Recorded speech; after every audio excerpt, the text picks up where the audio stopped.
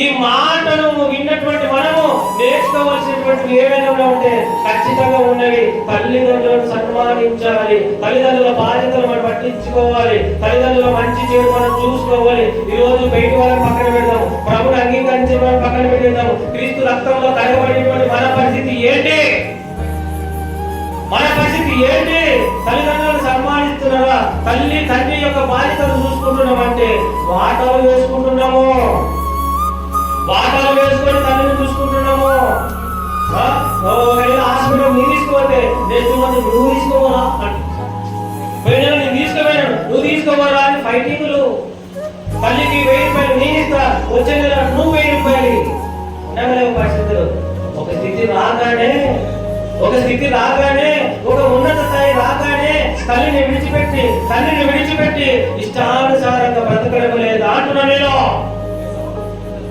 ఈరోజు దేవుని పిల్లల్లో ఖచ్చితంగా ప్రియుల తల్లిదండ్రులను సన్మానించాలంటే వాళ్ళు మరణించేంత వరకు పిల్లల యొక్క బాధ్యత. వారి కష్టాలు నష్టాలు అనారోగ్య పరిస్థితులు ఏమొచ్చినా మనం విడిచిపెట్టకూడదు. అనాథాశ్రమాలలో మనం ఉంచకూడదు. చాలా మంది గొప్పగా చెప్తారు, మంచి ఉద్యోగాలు నేర్చుకుంటారు, 1,00,000 రూపాయలు 2 లక్షల శాలరీస్ వస్తూ ఉంటాయి. వాళ్ళు మాట్లాడేటువంటి మాట ఏం తెలుసా?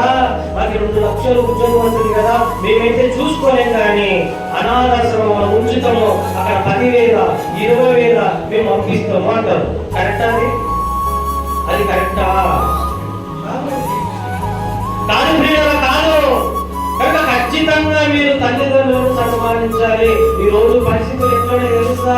ఈ మాటను ముగిస్తూ మీకు తెలియజేసేటువంటి విషయం ప్రియుల, తల్లిదండ్రులకు ఒక ముద్ద భోజనం కూడా పెట్టలేనటువంటి పరిస్థితుల్లో, ఒక ముద్ద కూడా భోజనం పెట్టలేని పరిస్థితుల్లో తల్లిదండ్రులు ఆకలైతే పిల్లలకు చెప్పి పంపించాలి, మన వాళ్ళకు చెప్పి పంపించాలి.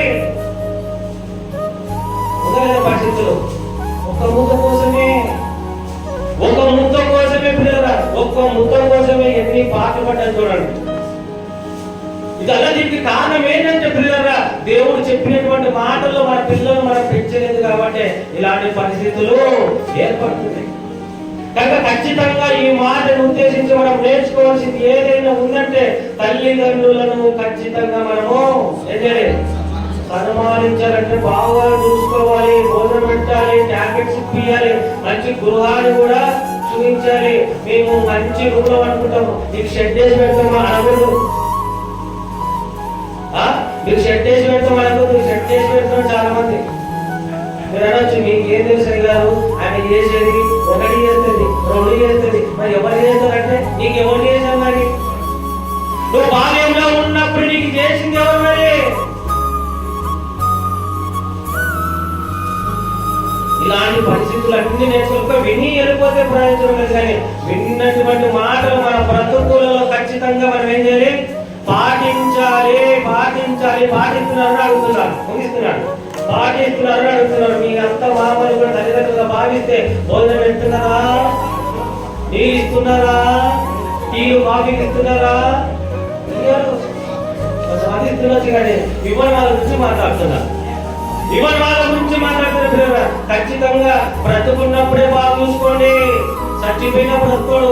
నా దేవునికి కొన్ని నీళ్ళు ఆడరమ్మా. ఎప్పుడు పోయినప్పుడు, బ్రతుకున్నప్పుడు నీళ్ళ చెంపు కూడా ఇయ్యరు.